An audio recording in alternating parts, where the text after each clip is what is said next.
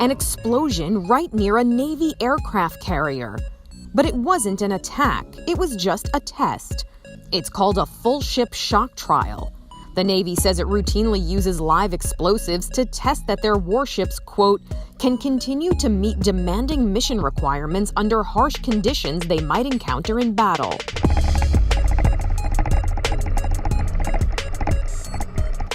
This warship was the USS Gerald R Ford, which the military says is the newest and most advanced aircraft carrier the Navy has.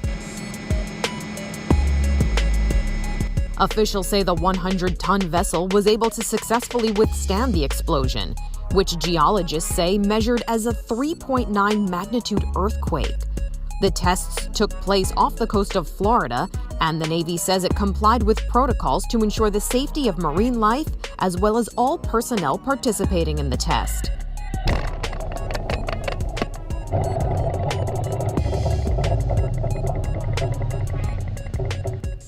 For Inside Edition Digital, I'm Mara Montalbano.